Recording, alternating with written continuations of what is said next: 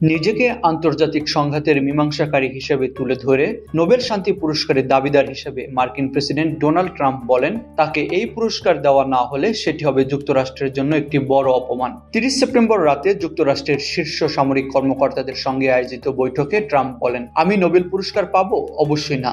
ওরা সেটা দিয়ে দিবে এমন কাউকে যে কিছুই করেনি। এটা আমাদের দেশের জন্য বিরাট অপমান।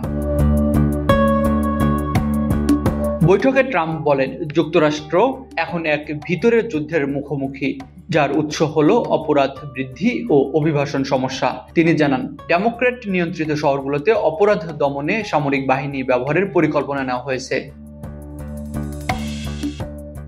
প্রতিরক্ষা মন্ত্রী পিট হেগসেতের পরামর্শে নেওয়া এই পদক্ষেপ অনুযায়ী ইতিমধ্যেই একটি কুইক রিঅ্যাকশন ফোর্স গঠনের নির্দেশ দিয়েছেন প্রেসিডেন্ট ট্রাম্প। তার ভাষায়, এটা ভেতরের শত্রু, আর তা নিয়ন্ত্রণের বাইরে যাওয়ার আগেই আমাদের সামলাতে হবে।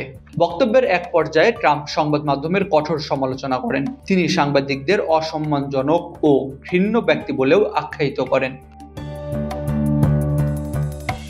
অন্যদিকে বিশ্লেষকরা মনে করছেন, প্রেসিডেন্ট ট্রাম্পের এই মন্তব্য ও পদক্ষেপ যুক্তরাষ্ট্রের রাজনৈতিক অঙ্গনে নতুন বিতর্কের জন্ম দিতে পারে। সামরিক বাহিনীকে অভ্যন্তরীণভাবে ব্যবহার এবং নোবেল শান্তি পুরস্কার নিয়ে এমন প্রকাশ্য দাবিকে অনেকে গণতান্ত্রিক মূল্যবোধের জন্য হুমকি হিসাবেও দেখছেন।